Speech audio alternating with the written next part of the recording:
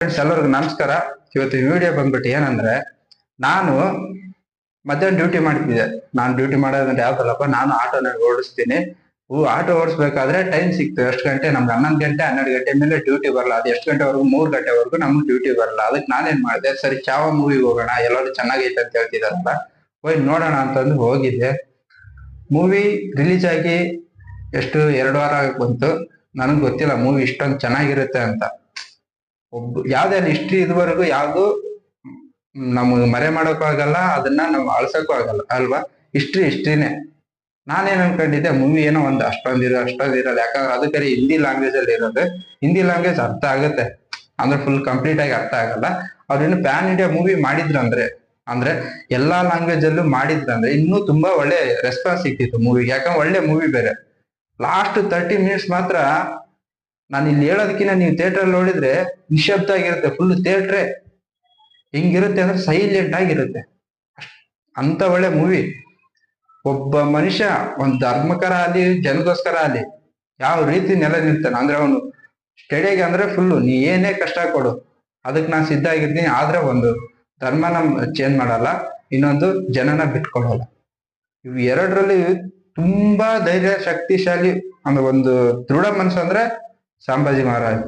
ಛತ್ರಪತಿ ಶಿವಾಜಿ ಯಾವ ತರ ನಮ್ಗೆ ಕೆಳಗಡೆ ಕನ್ಯಾಕುಮಾರಿಯಿಂದ ಜಮ್ಮು ಕಾಶ್ಮೀರವರೆಗೂ ಮತ್ತೆ ಈ ಕಡೆ ಲಾಹೋರ್ ವರೆಗೂ ಇದು ಮಾಡಿದ್ರು, ಅಖಂಡ ಭಾರತನ ಯಾವ ತರ ನಮ್ಗೆ ಉಳಿಸ್ಕೊಟ್ಟಿದ್ರು, ನಮ್ಮ ಹಿಂದೂ ಜನಗಳಿಗೆ ಯಾವ ತರ ಅನ್ಯಾಯವಾಗಿತ್ತು ಅದನ್ನೆಲ್ಲ ತಡೆಗಟ್ಟಿ ಮತ್ತೆ ಅವ್ರೇನ್ ಮಾಡಿದ್ರು ಅಂದ್ರೆ, ನಮ್ಮ ಹಿಂದೂ ಧರ್ಮನ ಎಲ್ಲಿವರು ಸಾಗಬೇಕಾಗಿತ್ತು ಅಲ್ಲಿವರು ಸಾಲಿದ್ರು. ಅವರು ರಾಜರು ಇರ್ಬೇಕಾಗಿತ್ತು. ಅದೇ ತರ ಇವ್ರು ಬದುಕಿದ ಮಾತ್ರ 31 ವರ್ಷದಲ್ಲಿ ಇಷ್ಟೊಂದು ಒಳ್ಳೆ ಸಾಹಸ ಇತ್ತ, ಇಷ್ಟು ಧೈರ್ಯ ಇತ್ತ. ಔರಂಗಜೇಬ್ ಹೋಗಿ ಕೇಳ್ತಾನೆ, ಕಣ್ಣು ಕಿತ್ತಾನೆ, ನಾಲ್ಗೆ ಕಿತ್ತಾನೆ, ಉಗುರುಗಳು ಎಷ್ಟು ಅದ್ರಲ್ಲಿ ನಿಜವಲ್ಲ ಹೆಂಗ್ ನಡೆದಿದೆ ಗೊತ್ತಿಲ್ಲ. ಆದ್ರೆ ಮೂವಿಲಿ ಮಾತ್ರ ಸಖತ್ತ ತೋರ್ಸಿದ್ದಾರೆ.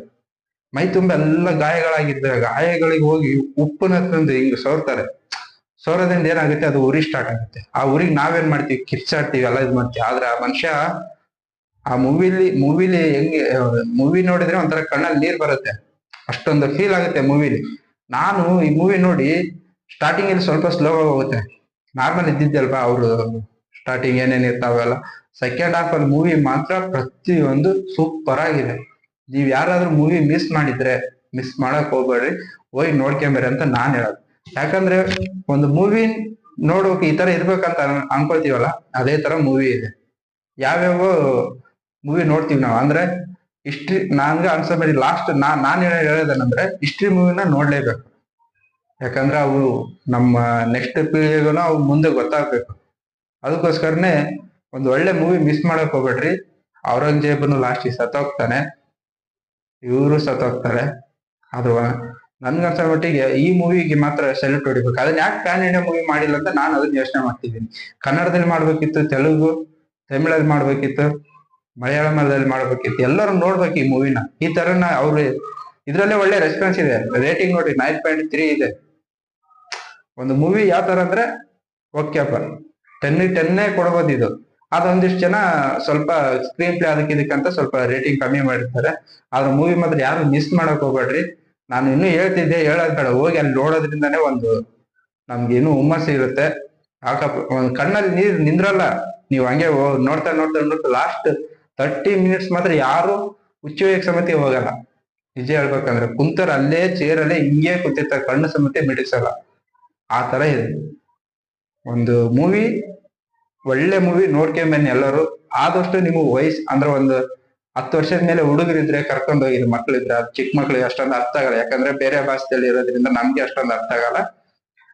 ನಮ್ಮ ಭಾಷೆದಲ್ಲಿ ಇನ್ನು ಬರ್ಬೋದೇನೋ, ಮಾಡ್ತಾರೇನೋ PAN India movie.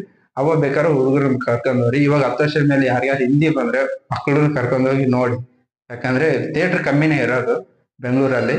All over Karnataka ಎಲ್ಲೆಲ್ಲಿ ಹಾಕಿದಾರೆ ಇನ್ನೂ ಗೊತ್ತಿಲ್ಲ. ನೋಡ್ಕೊಂಡು ಟೈಮ್ ಸಿಕ್ಕರೆ ಹೋಗಿ ಆರಾಮಾಗಿ ನೋಡ್ಕೊಂಡ್ ಬನ್ನಿ. ಮೂವಿ ಒಳ್ಳೆ ಚೆನ್ನಾಗಿದೆ.